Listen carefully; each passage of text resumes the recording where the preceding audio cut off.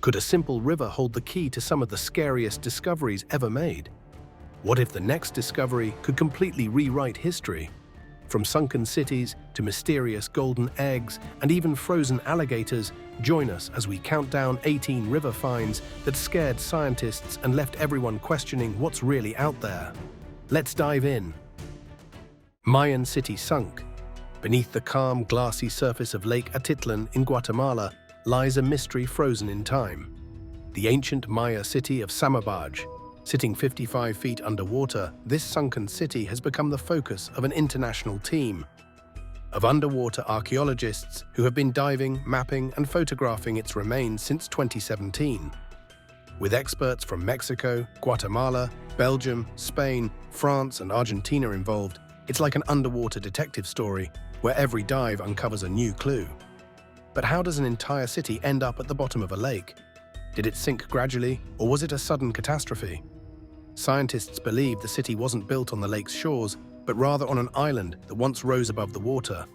Around 2,000 years ago, volcanic activity caused the lake's water levels to rise dramatically, swallowing the island and forcing its residents to flee. Imagine the panic as families abandoned their homes, temples, and plazas, knowing they'd never return.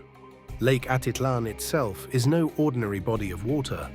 Formed 84,000 years ago in the crater of a massive volcanic explosion, it stretches across 50 square miles and plunges over 1,100 feet deep. Yet despite its ancient origins, the lake remains a vital part of Guatemala's cultural and natural identity. So what did archaeologists find down there? The city of Samabaj wasn't just a cluster of homes, it was a fully developed Maya settlement. There were plazas, temples, stone monuments, and homes built with care and precision. Using remote sensing technology, scientists have created a detailed map showing that the city covered an area of about 650 by 980 feet. That's roughly the size of 2 football fields side by side. Now here's an interesting twist. Researchers still aren't entirely sure which Maya group built Samabaj. The 2 main suspects are the Tsutujil and the Kachikal peoples, both of whom lived around Lake Atitlan thousands of years ago. The Kachikal, despite later aligning with Spanish conquerors in the 16th century, ultimately faced the same fate as their Maya neighbors: betrayal and conquest. But how has the city remained so well preserved after all these centuries underwater? The answer lies in the lake's deep, cool waters, which have acted like a time capsule, protecting Samabaj from erosion and decay. It's a rare gift for archaeologists who usually have to contend with damage from weather, looters, or time itself. Ancient Viking sword. What would you do if you stumbled upon a 1,500-year-old sword while playing in a lake? That's exactly what happened to an 8-year-old girl named Saga Vanacek in Sweden. While spending time at her family's holiday home near Lake Vidostern, Saga made a discovery that had locals jokingly calling her the Queen of Sweden. So how did it all happen? Saga was out in the lake one summer day, casually tossing sticks and stones into the water to see how far they could skip. That's when she noticed something strange. At first, she thought it was just another stick, but then she realized it had a handle and a rusty, pointy end. Holding it high above her head, she called out to her dad, "Daddy, I found a sword." Her father, Andy Vanacek, rushed over and immediately realized this wasn't just any stick. It was something truly special. Experts from the Jönköping's Lans Museum later confirmed that the sword was around 1,500 years old. Dating back to the pre-Viking era, measuring about 85 centimeters long, the sword was even found with its original scabbard made of wood and leather, a rarity in archaeological finds. But the story didn't stop there. Archaeologists conducted further searches in the lake and found a prehistoric brooch from the same time period. Initially, they thought the site might have been an ancient burial ground, but now they believe it could have been a place of sacrifice. Phytosaurs. How do massive sea monsters end up fossilized on rocky slopes nearly 1.2 miles high in the Austrian Alps? That's exactly what puzzled researchers when they uncovered the remains of 4 ancient creatures known as phytosaurs in this unlikely location. Even though these phytosaurs measured an impressive 13 feet long, they weren't even fully grown.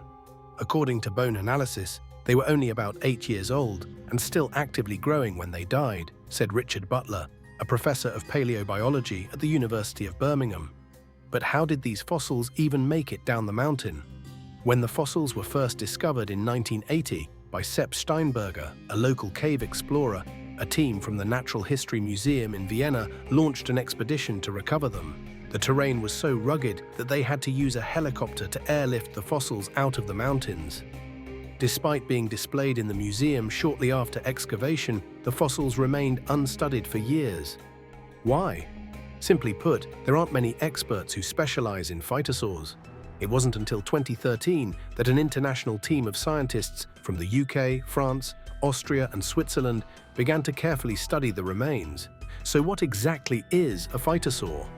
These creatures looked a lot like crocodiles, alligators, or gharials, but they weren't closely related. According to Butler, this similarity is an example of evolutionary convergence, where unrelated species evolve to look alike because they adapt to similar environments. Here's where it gets even more interesting. They are usually found in freshwater lake or river deposits. But these fossils were discovered in ancient ocean sediments, miles away from the Triassic shoreline. How did they end up there? Researchers believe it's unlikely these creatures died on land and then washed out to sea. Instead, this discovery offers strong evidence that some phytosaurs may have lived in marine environments, or at least ventured into saltwater habitats from time to time. Golden eggs.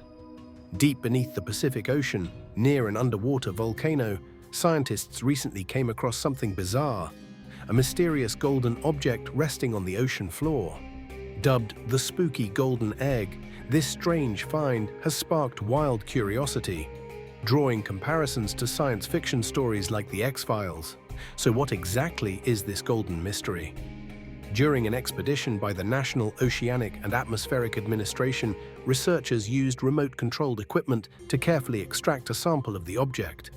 When the robotic arm reached out and gently poked it, scientists braced themselves for something unusual.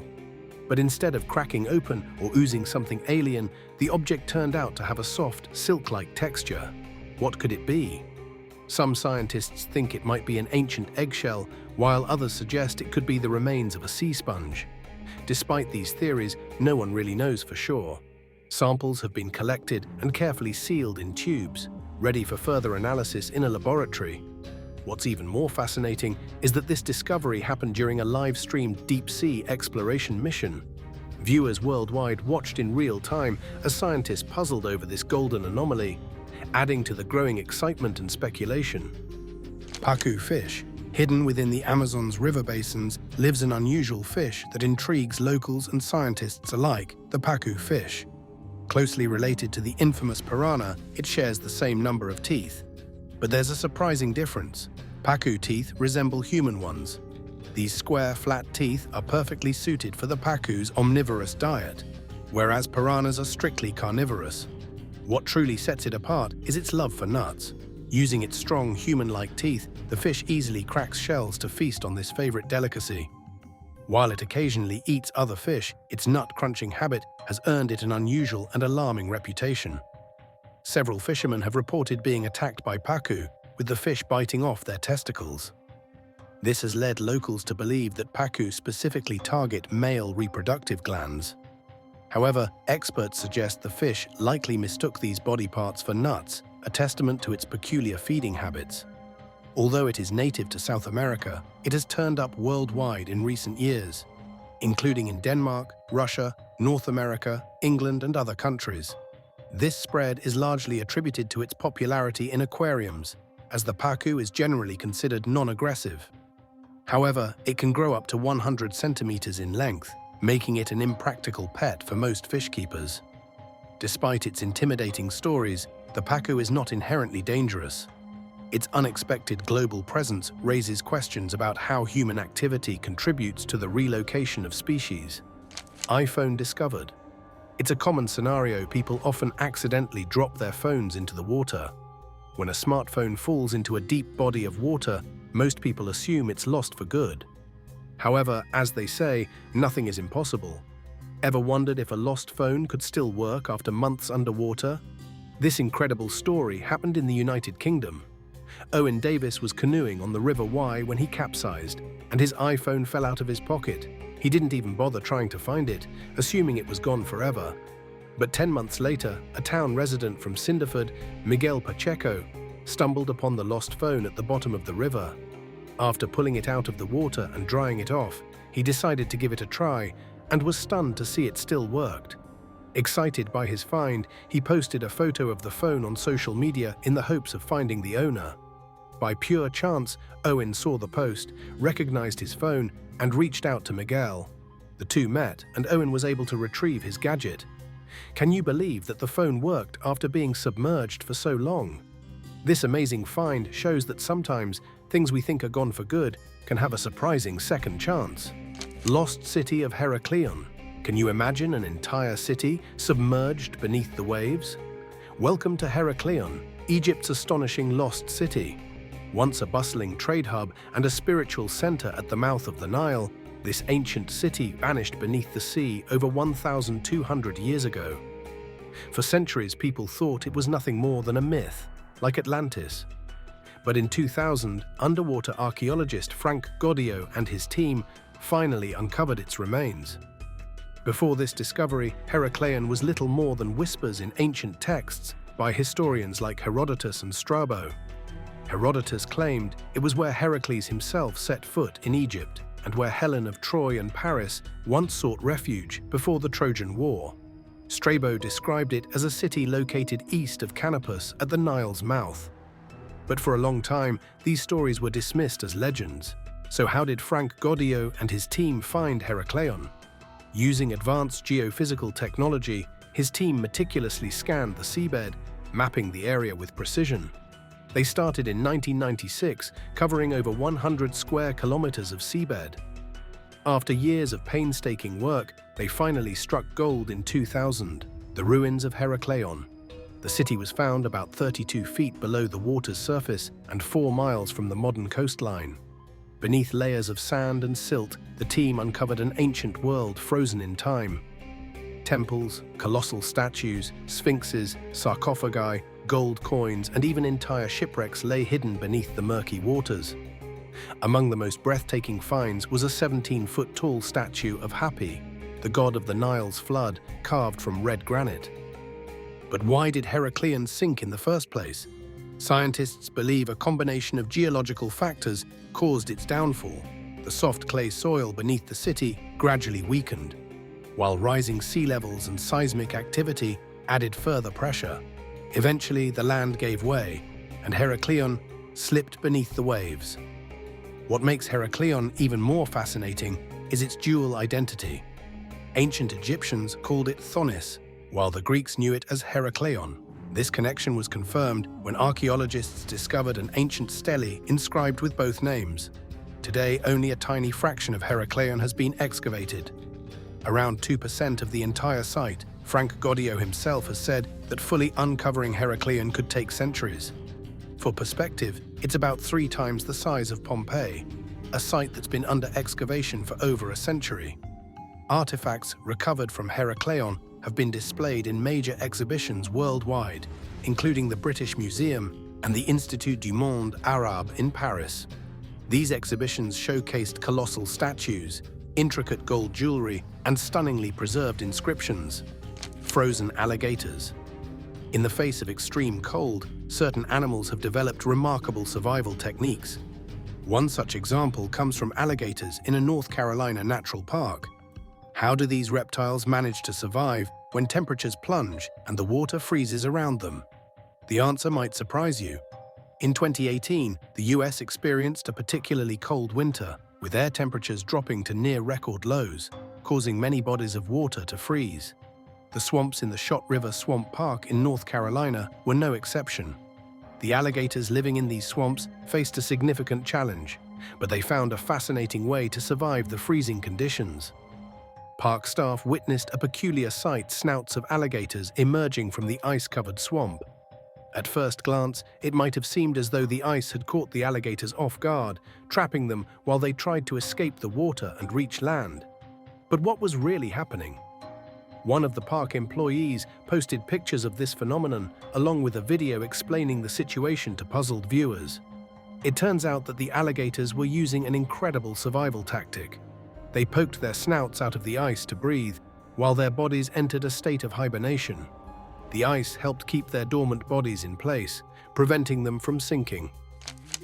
Hunger stones. Back in 2018, scientists started raising alarms about a potential drought, and they weren't the only ones sounding the warning bells. As rivers and lakes across Europe began to dry up, something eerie started to surface: ancient stones known as hunger stones. These aren't just regular rocks, they're historical warnings carved by people who lived through devastating droughts centuries ago. But what exactly are hunger stones? Well, during severe droughts in the past, water levels would drop so low that these stones would emerge from rivers and lakes.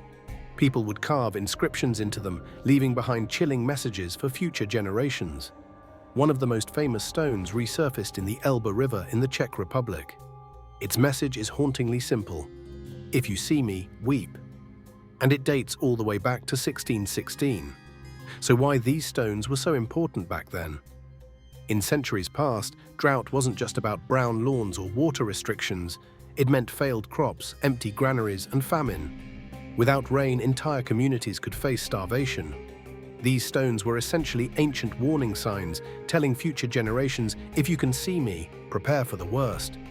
Today, while modern technology and global trade have reduced the immediate threat of drought-induced famine, hunger stones remain a powerful reminder of how fragile human life can be when nature stops cooperating. It's also a testament to how people from the past cared enough to leave behind messages for us, hoping we'd listen. World's largest bacterium. A groundbreaking discovery took place in the Caribbean in 2022, where scientists found a bacterium unlike any other. What's so remarkable about this microorganism? Candidatus Theomargarita magnifica is a bacterium that can grow nearly a centimeter long, which is more than 5,000 times larger than most bacteria. Normally, bacteria are so tiny that you need a microscope to see them. But these magnificat bacteria are large enough to be visible to the naked eye. They look like thin, white threads, similar to eyelashes, and they shine with a unique glow. This is because the bacteria contain microscopic sulfur granules that give them their distinctive appearance. Interestingly, this microorganism was actually discovered back in 2009 by a French scientist. At the time, he mistakenly identified it as a fungus and didn't pursue further research. Now, after in-depth analysis, it's been confirmed that these bacteria are prokaryotes, meaning they lack a membrane-bound nucleus. They also get their energy from the oxidation of reduced sulfur. What makes it truly stand out is not just their enormous size, but also that they exist as a single cell. These bacteria are a fascinating example of how diverse life can be, even at the microscopic level. Remains of ancient Mastadon. Did you know that the first humans might have arrived in America much earlier than we thought? A groundbreaking discovery in 2016 could rewrite the history of human settlement on the continent. In that year, American archaeologists made a stunning find at a depth of 9 meters in an underwater sinkhole. They uncovered stone tools, about 145,000 years old, along with the bones of mastodons and prehistoric elephants. This discovery was a game-changer, as scientists had long believed that the first humans arrived in America around 13,000 years ago, known as the Clovis people, who came from Siberia and spread across North America. The Clovis were believed to have hunted many ancient animals to extinction. But this 2016 discovery suggested that humans may have reached the Americas at least 1,500 years earlier than previously thought, and they were not linked to the Clovis. This is evident from the differences in their stone tool-making techniques. Who were these ancient people, and why were their remains never found? Unfortunately, no human remains from that time have been discovered yet. The challenge lies in the fact that the habitats where these early settlers lived are now deeply submerged underwater, making research difficult for archaeologists. Musical frog of Chongqing. In a swamp near Chongqing, Chinese zoologists heard an unusual sound while conducting research. What was making this strange noise in such a remote area? As they investigated, they found a nondescript frog. After capturing it, they proceeded to examine its DNA, only to uncover an astonishing find. The zoologists had discovered a brand new species of frog, which they named Nidirana chongqingensis, after the city of Chongqing where it was found. This small frog, measuring about 4 centimeters, has a dark brown back with spots and a light cream-colored belly. Its eyes are especially eye-catching, with a multicolored iris. The upper part is bright yellow and the lower part is brown-red. The Chongqing frog inhabits mountain swamps and ponds, often hiding in dry leaves to camouflage itself. This clever hiding tactic helped the species remain undiscovered for a long time. But why did it take so long for scientists to find this unique frog? Its ability to blend into its surroundings kept it well hidden. At present, little is known about the behavior of these frogs, but it has been observed that the males emit a screeching sound during the night. The discovery of this new species has opened up an exciting opportunity for scientists to study them further. Remains of American lion. Imagine walking along the Mississippi River and suddenly stumbling upon a jaw fragment that leads to an incredible discovery. This is exactly what happened in Oxford, Mississippi at the end of 2022, when a local resident found something extraordinary along the exposed riverbed. At the time, the Mississippi River's water levels had significantly dropped due to intense heat. While walking along the receded river, the resident noticed what appeared to be a jaw fragment with a black tooth. He took the find home, and 3 days later, he brought it to a museum of fossils and artifacts for further examination. The museum expert initially speculated that the fragment might belong to an ancient animal. After conducting a detailed analysis, the jaw was confirmed to be from Panthera atrox, or the American lion. These gigantic cats once roamed North America and went extinct around 11,000 years ago. The American lion was one of the largest big cats ever to exist, with a body length of up to 2.4 meters and a height of about 1.2 meters. Weighing up to 450 kilograms, they were incredibly powerful predators. The discovery is even more remarkable given the river's vital role in the United States transport system. As the water receded, many valuable and fascinating items were uncovered, offering a rare chance to glimpse the past. The discovery of the jaw fragment sparked interest in the history of the region, shedding light on the ancient species that once roamed it. Ancient knife. A discovery in Oregon's riverbed has left archaeologists and scientists in awe. They found a priceless artifact, a stone knife believed to be around 15,000 years old. But the true mystery lies not only in its age, but in the people who once wielded it. The ancient knife, used as a tip for hunting tools designed to hunt mammoths and mastodons, was discovered in an area rich with artifacts from the Clovis people. The Clovis are generally considered the first settlers of America, believed to have arrived around 13,000 years ago. So naturally, one might think that the knife belonged to them. However, scientists think otherwise. Instead of belonging to the Clovis, many researchers believe the knife was used by an even older group who arrived in America nearly 2,000 years before the Clovis. This theory arises because the stone tool has a design similar to Clovis artifacts. But there's one key difference. The Clovis people didn't invent their own tools. They typically copied the techniques of other groups. If the Clovis people were indeed the first settlers of America, the question then becomes, from whom did they copy this knife design? To this day, no conclusive evidence has been found to identify the original users of the knife. Scientists are now focusing on thorough excavations in the hopes of uncovering more clues that could reveal the true origins of this mysterious tool and the people who created it. Unknown monster. What would you do if you stumbled across a massive, strange-looking creature washed up on the shore?